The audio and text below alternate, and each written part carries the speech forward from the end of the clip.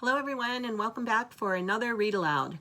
We're starting a new unit this time on an author study, and our author study is Mo Willems. I know that some of you have enjoyed the lunch bunch time with Mo Willems that was sent out the very first week that we were at home learning. And I've got lots of positive responses on some of you that joined that. And I'm going to include that as well as part of a resource here on your classroom page. So if you didn't get a chance to explore that already, do that. And I think that Ms. Shuckett included that because she knows that in first grade we do an author study on Mo Willems. And he's a wonderful author, and we've already read some of his stories, but we're going to spend some time this working unit on some other stories by Mo Willems. So the first one that is in our unit is Knuffle Bunny. And I know that many of you have already read this story, so you'll be our experts as we go through the story. But for those of you that have never read Knuffle Bunny, I know you're thinking to yourself, well, Mrs. Matthews, why are you saying knuffle? Most of the time when we see the K and the N at the beginning of a word, we know that the K is silent. However, Knuffle Bunny was named by the character in this story, and she was very little. And when she got her bunny, she named him Knuffle.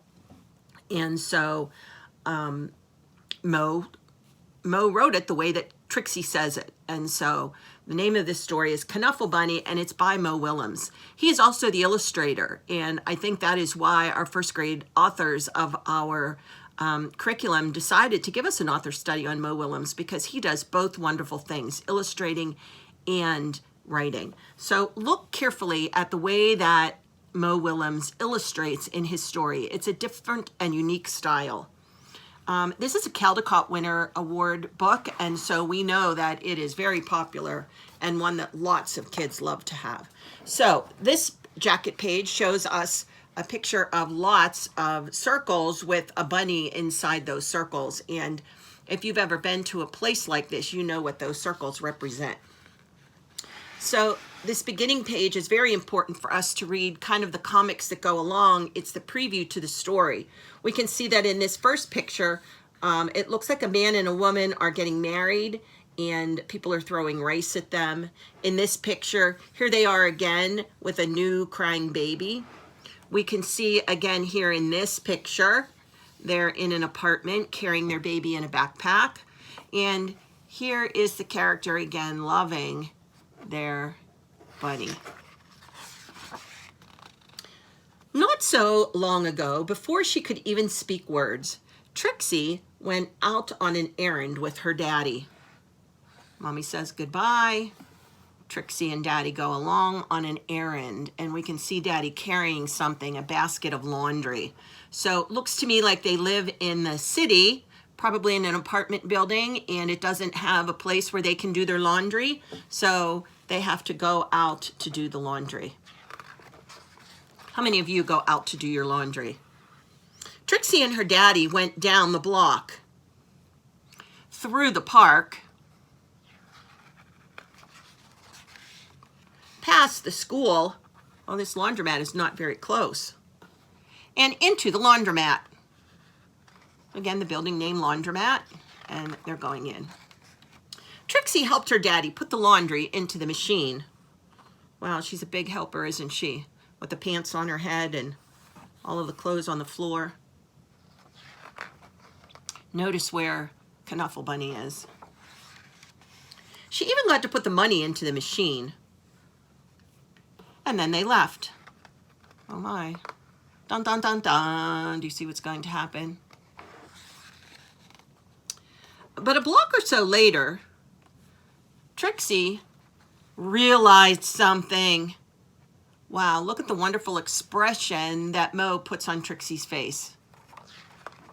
Is this something that she's going to be happy about, that she realized?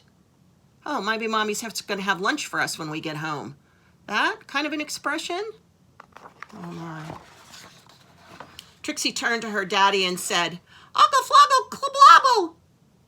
"That's right," replied her daddy. "We're going home." "Uncle Floggle Kabloggle," said Trixie again. "Bloggle Plobble Wummy Floppy." Now, please don't get fussy, said her daddy. Well, she had no choice. Trixie bawled. Wah! She went boneless. Oh, what does that mean, boneless? I know when I go to the grocery, I can buy boneless chicken. What does it mean when a person goes boneless? She did everything she could to show how unhappy she was. By the time they got home, her daddy was unhappy too. As soon as Trixie's mommy opened the door, she asked, "Where's Knuffle Bunny?" I love Trixie's expression on this one. It says, "Duh, Daddy, what have I been trying to tell you this whole time?" The whole family ran down the block, and they ran through the park. They zoomed past the school and into the laundromat. Trixie's daddy looked for Knuffle Bunny and looked and looked and looked, but Knuffle Bunny was nowhere to be found.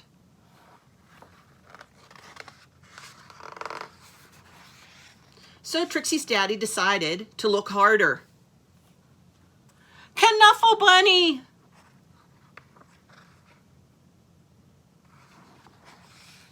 And those were the first words Trixie ever said. Knuffle Bunny. And so Mo put the dedication page on this side, the very last page. You can see it. It says, "This book is dedicated to the real Trixie and her mommy. Special thanks to the people at the library and at the 352nd Avenue Laundromat and my neighbors in Park Slope, Brooklyn." So this story is in a place where he really knows Mo Willems. So again, on the back jacket page, we see Trixie's bunny, Knuffle, in the laundromat window.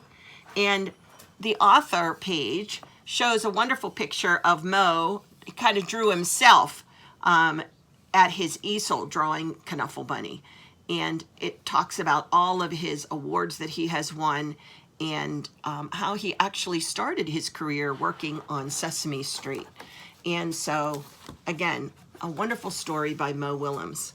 And so at the end of our story, I'd like you to just have a thinking question. And if you have a paper and a pencil, you can write the answer to this question for me and then put it in your blue folder. I've also attached some activities at the end of our video lesson for you to do. Again, if you do not have a printer at home, you can just look at them and then copy them onto another piece of paper and put them in your blue bag. But here's our thinking question for today that you can write down on your paper and then put your name and date on it for the blue bag. When I was little, I couldn't... What? What couldn't you do when you were little? Think about something that you could not do when you were little. For Trixie in the story, Trixie could not talk. And so her way of communication was kind of baby words that Daddy could not understand. But when she was little, she couldn't talk. What was something you couldn't do when you were little? And when you're finished with that statement, try this one. Now I'm big and I can what? What is something you can do now that you're big? So I have a great example that you can't use because it's actually Ronnie's idea. Ronnie sent me a wonderful picture of him riding his bicycle now without his training wheels. So when he was little, when Ronnie was little, he couldn't ride his bike. Even with training wheels, he couldn't ride a bike when he was little. But now that Ronnie is big, Ronnie can ride a bike with no training wheels. Congratulations, Ronnie. So don't use Ronnie's idea. That's what Ronnie's going to write. Think of something up for you that makes it unique about you. Something you couldn't do when you were little, and now you're big, you can. So we'll continue again on our next Read Aloud with another wonderful Mo Willems story. And until then, stay well.